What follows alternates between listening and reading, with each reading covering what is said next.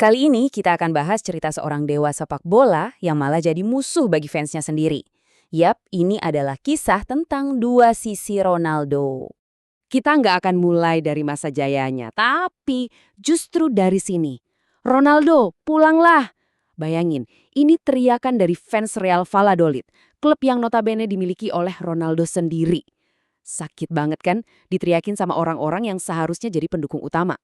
Di satu sisi, kita punya pemain yang, wah, dipuja-puja. Juara Piala Dunia 2 kali, dapat Ballon d'Or, penghargaan individu paling top lah di sepak bola. Nah, di sisi lain, presiden klub yang dibenci. Timnya degradasi 2 kali, identitas sejarah klubnya malah diubah. Gimana ceritanya dua sosok yang kontras ini ada di satu orang yang sama? Nah, ini nih yang jadi pertanyaan besarnya. Kok bisa sampai segitunya? Oke, untuk ngerti kenapa dia bisa jatuh, kita harus mundur dulu. Kita lihat gimana awalnya dia bisa jadi sehebat itu. Oke, kita mulai ya. Ceritanya sih emang berawal di Brasil. Tapi dunia tuh baru bener-bener geger pas dia pertama kali main di Eropa. Bahkan, seorang Jose Mourinho muda yang waktu itu tugasnya cuma jadi penerjemah di Barcelona, dia udah sadar kalau dia lagi nonton sesuatu yang bersejarah. Sesuatu yang, ya ampun, lebih dari sekedar istimewa. Gila, di umur 20 tahun statistiknya tuh nggak masuk akal banget, 47 gol dari 49 laga. Angka kayak gini nih yang bikin media Italia ngasih dia julukan ikonik itu. Dia itu bukan cuma pencetak gol biasa, dia itu anomali. Jadi dia itu bukan cuma pemain hebat, tapi udah kayak kekuatan alam, sebuah fenomena gitu. Bayangin aja, kombinasi kecepatan, kekuatan, sama skillnya itu kelihatan mustahil. Bikin pemain lain cuma bisa melongong liatnya. Sampai-sampai legenda sekelas Zlatan Ibrahimovic aja bilang kalau Ronaldo itu yang terhebat sepanjang masa, titik, nggak ada debat. Tapi pas lagi di puncak-puncaknya, takdir punya rencana lain. Justru tubuhnya sendiri yang mulai mengkhianatinya. Nah, babak berikutnya dari cerita dia ini adalah soal perjuangan. Masa-masanya di Inter Milan itu campuran antara performa yang gila-gilaan sama penderitaan yang luar biasa sakit. Pukulan pertamanya datang pas lawan Lecce. Tendon lutut kanannya sobek. Ini bukan cedera biasa loh.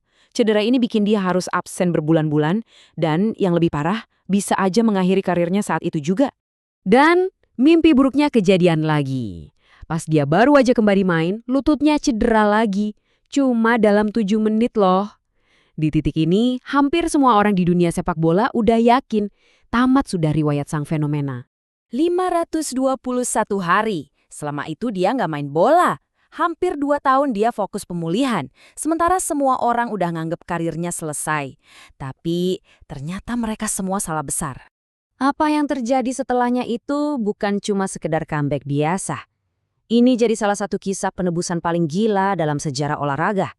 Gak ada yang nyangka, dia malah bawa Brazil jadi juara Piala Dunia.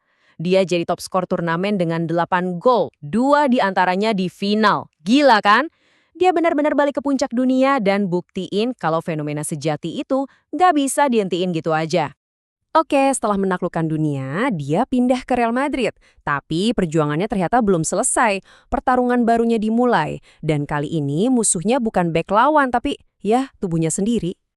Nah, dari sini kita bisa lihat perjuangan yang terus ngikutin dia di sisa karirnya. Berat badannya terus naik, sampai-sampai muncul julukan Ronaldo gendut. Dan ini ternyata jadi semacam pertanda soal tantangan yang bakal dia hadapi setelah gantung sepatu. Dan disinilah kita kembali ke awal cerita kita, Real Valladolid. Jadi, di tahun 2018, Ronaldo beli klub ini seharga 30 juta euro. Waktu itu, harapannya tinggi banget, janji-janjinya juga besar. Tapi sayangnya keputusan-keputusannya malah bikin hubungan itu rusak. Dia ganti lambang bersejarah klub gitu aja, tanpa ngobrol sama fans. Terus dia sering banget nggak ada di saat-saat krusial. Jadinya ya, dia malah bikin jarak sama komunitas yang seharusnya dia rangkul. Jelas aja fansnya marah. Dan kemarahan itu diluapin lewat protes yang kreatif tapi nyelekit banget. Mereka nyindir dia yang nggak pernah kelihatan, sambil ngacu ke foto dia yang lagi main tenis pas klub lagi berjuang mati-matian biar nggak degradasi. Seperti kata salah satu sumber nih, orang yang harusnya bikin nama Valladolid besar di panggung dunia, malah bikin mereka jadi bahan lelucon.